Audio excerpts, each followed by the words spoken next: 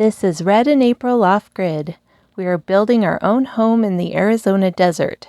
In the last video, we blackened, sealed, and put up the structural eave boards. Now Red is putting up the decorative tongue and groove, and we start putting the insulation and water retardant layers on the roof. It is all finally coming together, and we've been looking forward to seeing how it was going to turn out. If you enjoy our content, be sure to subscribe and give us a thumbs up. Well, I'm finally ready to start putting these tongue and groove up on these eaves. Unfortunately, I don't have the subframe ready for the sides. All I have is the front and back ready. And so I can't just start running boards full length on the sides. And so I decided to just start 3 boards over. So I basically lay 3 boards down, get them good and square with the square that I have up there, but I don't nail them down. And once those are in place, I get the 4th board and get it in exactly the right spot, nail it down, and then just remove those first 3 boards because I'll come back and put in full length boards that go all the way down the sides. These boards I'm cutting to, it's about 4 feet or close to it. That's about the span that I'm covering here. And I'm nailing them in kind of front, back, and middle. So there's 3 boards that they make contact with that I'm nailing them into. As you can see, I'm putting the darkened side down and leaving the white side up. We only darkened one side because that's all we really needed to, but they are sealed front and back. So these are tongue and groove boards, and they just kind of snap in or slide into each other. And then I bring them back out just a little bit in case there's swelling, in case it's really moist or the wood expands. You don't want them real tight to each other. You want to kind of bring them in tight and then move them out about maybe a 1/16 at the most or a 32nd of an inch, just so that there's a little gap in between there. You know, no light or anything visible will go through, but that way if there's expansion, it has room to move and it won't buckle. I've actually seen tongue and groove installed in people's houses that was buckled and looked like waves on the wall because they put it in tight and didn't leave room for expansion, and when humidity gets bad, it can really move. So anyway, I'm leaving a little space. I'm using my trusty miter saw to cut these boards. It makes it really easy to do. These are 12-foot lengths, and the pieces I cut are just under 4 feet, and so I'm getting 3 boards or 3 pieces out of each board with a little bit left over. What I'm doing here for prep is just getting 3 or 4 boards and then marking the places where I need to cut on all of them, kind of laying them down, cutting them all at once, and then getting a big stack, taking that up the ladder and putting all those in. I like kind of going up and down occasionally, kind of in batches, because it gives my knees a little change of pace, so I'm not just doing one thing forever. Putting on this tongue and groove has been a long time in the making. There's been a lot of prep work to get ready for this, to get all these kind of subboards blackened and sealed and all the tongue and groove ready, and it's really satisfying to see all this go on, really starting to see the finished look, and we're loving it so far. The benches I'm doing is about 4 boards, going to cut up into the right length of pieces, and it makes a pretty good stack. That's about all I can get up the ladder, and that's covering it about 8 feet per batch.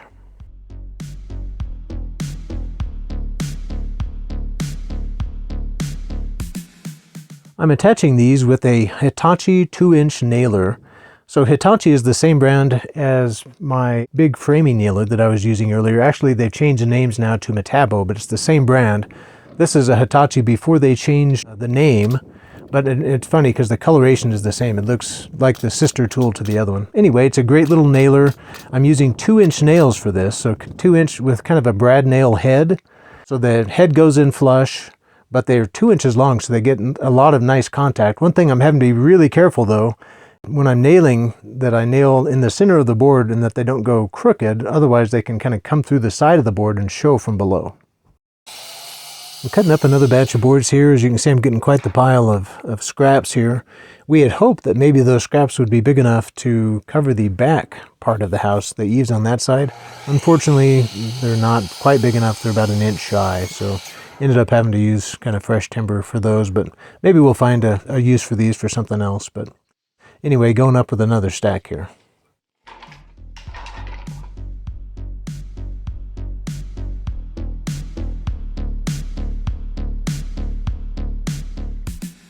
As I go along here, this goes pretty fast, and in fact you can kind of get ahead of yourself and just start slapping them up, and they'll start to go crooked is what I found. And so I actually have a square up here that I'm, about every 3rd board I'm referencing, and then I see kind of which way I'm off, and so the next time I'll pull them away a little bit more on the top or the bottom to try to kind of make up for that. But I was kind of constantly adjusting to keep these, straight and parallel and true, because they definitely want to drift as you go. Of course, this overhang doesn't just serve a decorative purpose, which we're really excited about, but the main reason we're doing this large overhang on the south side is for the shade that it provides during the summer months. So in the winter, the sun will shine through the big windows and heat up the living space, but during the summer, when the sun's more directly overhead, this overhang will shade the entire wall of the house so that the sun won't even touch that side. To make this whole process easier, I actually lugged my air compressor up on the roof. And it sure has been nice not to have the cord hanging over the side or the hose hanging over the side.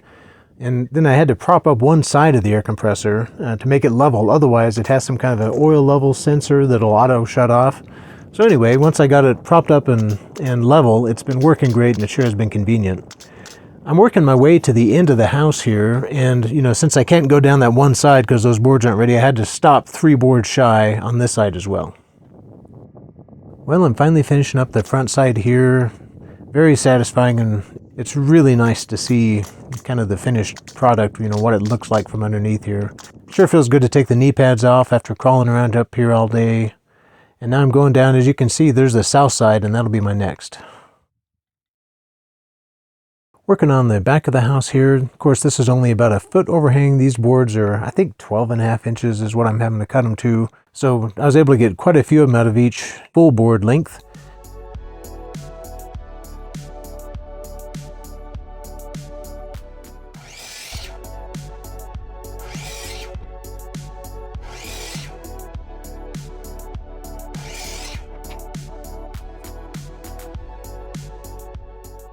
And it goes pretty fast once you get up there. Take up a huge stack of them and make a lot of progress really quick.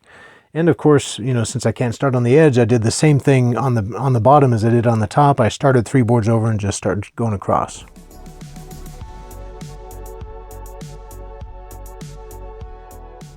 On the smaller eave here, there's only 2 rails going across, kind of front and back, that I'm nailing these into. And so just have to be really careful to go square right in the middle of the wood, because these are thinner boards, only 2x4s. Definitely don't want the nails coming out the side. I did have that happen a time or two, but thankfully mostly of it was on the inside where there's just going to be foam anyway, so it didn't show. But anyway, careful about that. And besides that, it went really quick. I was putting in about 3 nails, kind of top and bottom, and moving along really quick. Even on these, though, I did use my square quite a bit, because it's amazing how fast they get kind of crooked on you.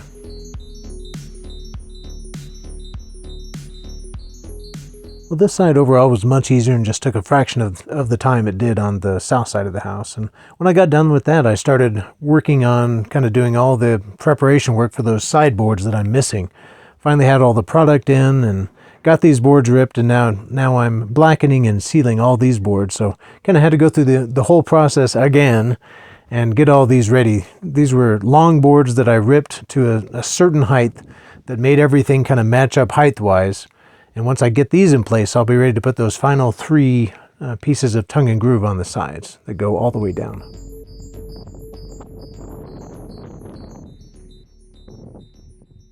Kind of a windy, chilly winter day here in Arizona, but even a cold day here isn't too bad.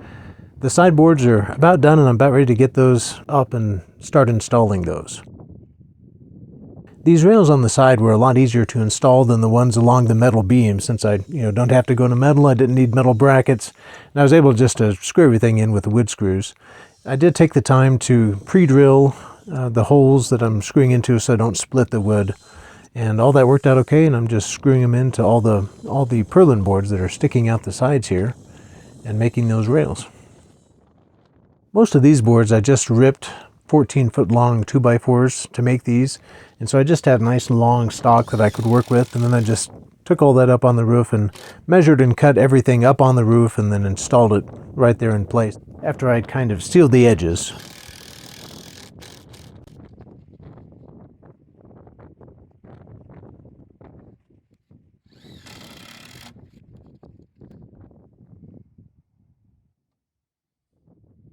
Installing the sides just took part of an afternoon, and April wasn't here when I did this work, so I just got it done while she was gone, and then you can kind of see the finished product. So here you can see how the wood kind of connects and flows all the way around the house. It all goes the same direction. It all locks in together, tongue and groove, and it just flows all the way around the house. And that's the look I was going for. Well, here I am in the early morning, sweeping snow and scraping ice off of the roof. I woke up early in the morning. We're actually going to go on a trip that morning, and I walked outside to see snow, and our roof is not finished yet, and I didn't want the snow to ruin the roof, and so I immediately got up and started sweeping, and then there was ice under that, so I started scraping. I was basically just racing the clock because the sun was rising, and I wanted to get it all the ice and snow off the roof before the sun got high enough to melt it all, and then the water would kind of soak in and penetrate the wood. So anyway, I was racing. I was in my house coat and my slippers up on top of the roof doing this work. And I worked on it for about an hour and 45 minutes straight and got it done just before it got hot enough to start melting. So it all worked out well in the end, but it was a bit of a stressful start to our day, heavy day of travel here. The occasion for our travel plans today was due to the fact that our anniversary is coming up, and we had some extra miles on a Southwest card. And so we started looking around trying to figure out how we could use these miles. And so we ended up going on a trip to Hawaii. It was within the travel area of Southwest, and we had just about enough points to do it on my card. And so it ended up being a beautiful anniversary trip for us that we really enjoyed.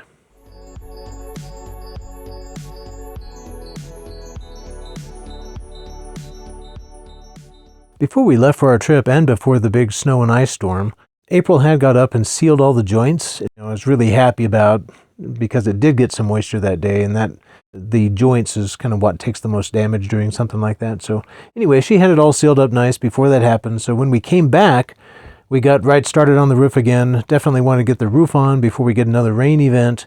And so we started putting on the underlayment. We're using a synthetic underlayment instead of the old tar type. I think the synthetic works really good with the kind of pro-panel roof that we're using. It's interesting stuff. It reminds me a lot of the Tyvek house wrap. It's kind of got a fuzzy, felty side on one side and then more of a tarp type texture on the other side. But it looks really, really durable and rolled on real easy. I think it's a 4-foot width. And so we just started at the bottom and worked our way up. The next layer to go on was the 1-inch foam. We're actually doing 2 layers of foam, a 1-inch layer and then a 1.5-inch layer for a total of 2.5 inches. The reason we're doing 2 layers instead of 1 is because this type of foam shrinks over time, and so you get little gaps at all the joints. And we decided that if we put on 2 layers and made sure that the joints, were overlapping, or the top layer covered the joints of the first layer, whenever there was shrinkage, there would still be at least 1 piece of foam giving us protection. And so we did it in 2 layers. So this is the first layer going down.